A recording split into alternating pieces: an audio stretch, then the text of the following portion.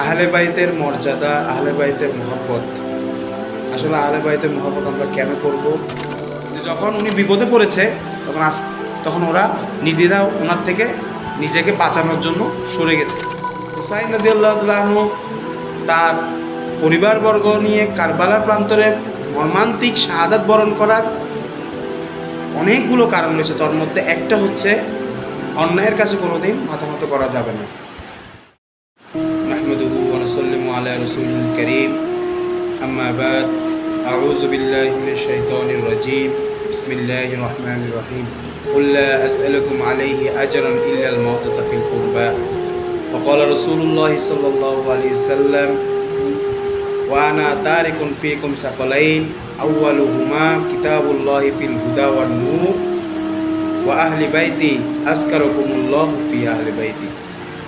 সাদাকাল্লাহুল মাওলানাল আযীম ওয়া সাদাকা রাসূলুন নবিয়ুল হাবিবুল কারীম ওয়া নাহনু আলা যালিকা মিনাশ শাহিদিন ওয়াশ শাকিরিন ওয়ালহামদুলিল্লাহি রাব্বিল আলামিন। সুপ্রিয় দর্শক শ্রোতা, আজকে আমি যে বিষয়টি নিয়ে আলোচনা করতে এসেছি অত্যন্ত গুরুত্বপূর্ণ এবং মাহাত্ম্যপূর্ণ একটি বিষয়। আহলে বাইতের মর্যাদা, আহলে বাইতের মহব্বত। আসলে আহলে বাইতের মহব্বত আমরা কেন করব, এই বিষয়টা নিয়ে আমি আজকে ক্ষুদ্র পরিসরে কিছু বলতে চাচ্ছি আপনাদের সামনে। প্রথমত আমি যে আয়াতটি আপনাদের সামনে তেলাওয়াত করেছি সেটি হচ্ছে সূরা শুরার একটি আয়াত, 23 নম্বর একটি আয়াত। সেখানে বলা হয়েছে কুল লা আসআলুকুম আলাইহি আজরান ইল্লাল মাওদাতা ফিল কুরবা।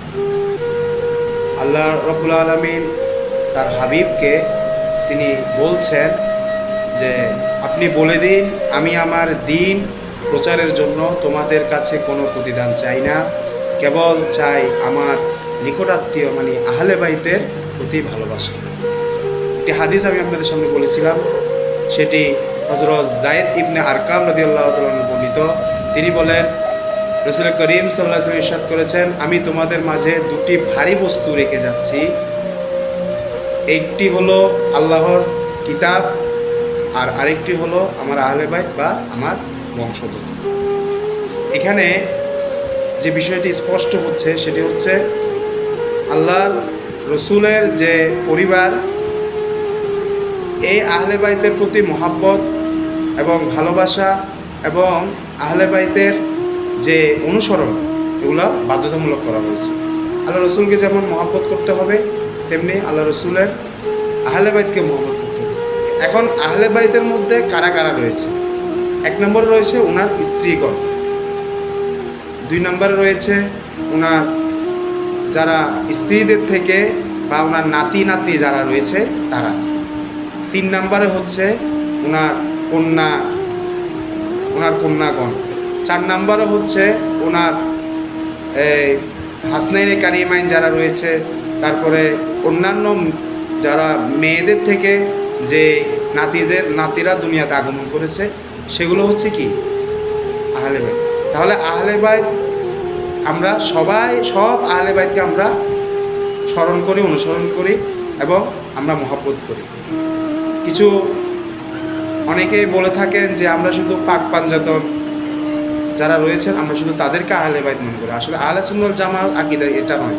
আহলে সুন্নাত জামাত হচ্ছে আল্লাহ রসুলের পরিবারবর্গ যারা রয়েছে সবাইকে আহলে বাইত হিসেবে স্বীকৃতি দেওয়া এবং তাদেরকে অনুসরণ করা, তাদেরকে মহব্বত করা, তাদের প্রতি ভালোবাসা প্রদর্শন করাই হচ্ছে আহলে বাইতের প্রতি ভালোবাসা।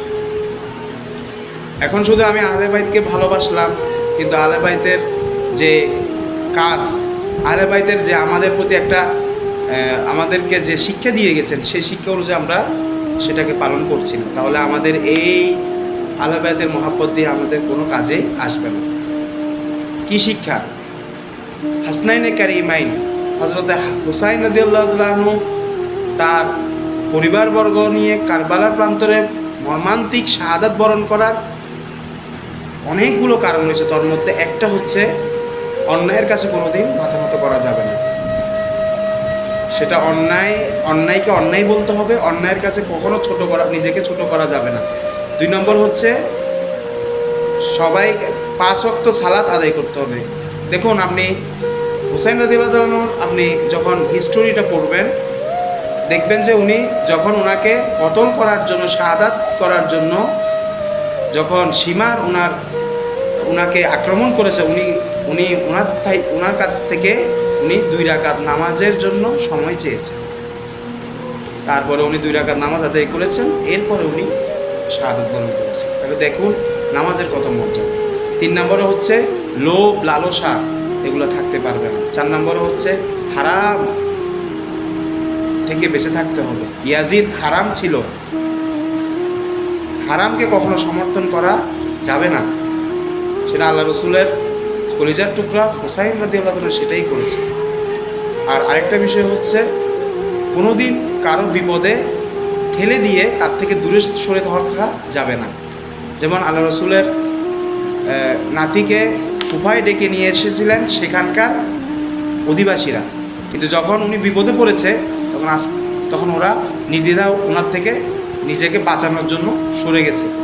ওনাকে একা এই মরু প্রান্তরে, এই কুফার যে কারবালার প্রান্তরে, যেখানে পানি করে পানির কোনো ব্যবস্থা ছিল না, পানির ব্যবস্থা থাকলেও সেখানে প্রতিবন্ধকতা সৃষ্টি করে রেখেছিল, সেই কঠিন মুহূর্তে তাকে ছেড়ে দেওয়া হয়েছে। তো এগুলো তো কোনোদিন মুসলমানের মানে কালচার হতে পারে না, মুসলমানের এই যে অভ্যাস হতে পারে না, সেটা ব্যবহার হতে পারে না, চরিত্র হতে পারে না, যে আমি একজনকে বিপদে ঢেলে দিয়ে আমি তার থেকে সরে গেলাম। এটা হচ্ছে মুনাফিকের কাজ। সেজন্য আমি বলবো যে আপনারা আহলে বাইতের মহব্বত সেটা শুধু অন্তরে লালন করলে হবে না, এই অনুযায়ী আপনাদেরকে আমল করতে হবে। আল্লাহ আমাদের সবাইকে সঠিকভাবে আহলে বাইতের মহব্বত এবং আহলে বাইতের অনুসরণ করার, পরিপূর্ণ অনুসরণ করার তৌফিক দান করুন। ওয়া আখিরু দাওয়ানা আলহামদুলিল্লাহি রাব্বিল আলামিন। আসসালামু আলাইকুম ওয়া রাহমাতুল্লাহি তাআলা।